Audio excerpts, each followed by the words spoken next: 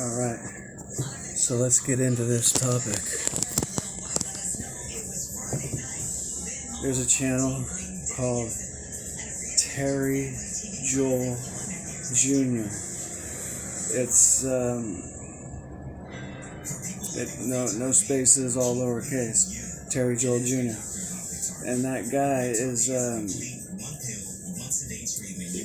it's unbelievable how spot on what the things he talks about are in my life. It's as if each of his videos, most of them, seem like they were tailor-made for exactly...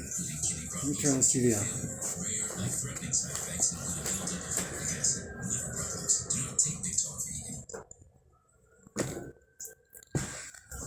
Terry Joel Jr. His videos seem like they were tailor-made just for me, and so, but I scroll down, look at the comments, and a bunch of people say the same thing. So there's like a, something going on that I assume would be harvest. The tribulation, trial by fire, because so many people are having these almost identical scenarios playing out in their life right now, and so that makes me pretty confident that the harvest is, separating the wheat and the chaff is definitely going on. Another thing that would be highly reminiscent of that is the fact that because of cancel culture and people getting fired today for things that resurfaced from a long time ago, that clearly demonstrates how people's sensibilities since then have changed for the better.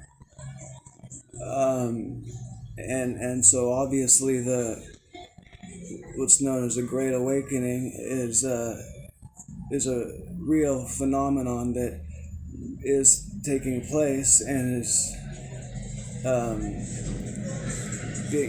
it's demonstrating itself in the real world in various ways.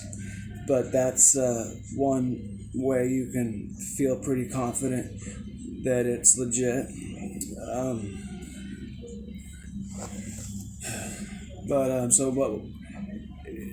Because it just seemed like I was endorsing Terry Joel Jr., I want to point out that I don't agree with his outlook towards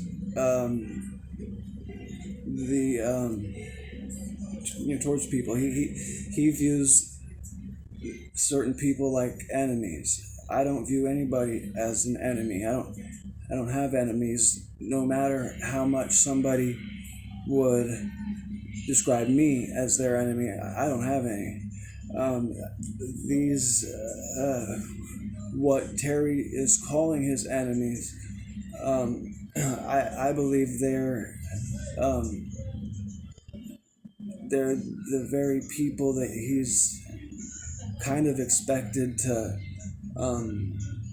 support along this transition, like help them feel comfortable and safe with letting go of their ego and their worldview, and understanding that it's going to be in their best interest to do so.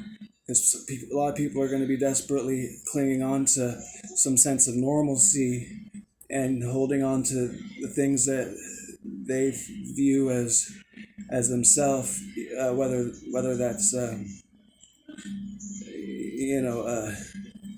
fabrication or not. They just want some normalcy there, and they're going to cling on to to things that they find is normal, but a lot of times it's things that really shouldn't be held on to. It's a lot of baggage that should be discarded. So if people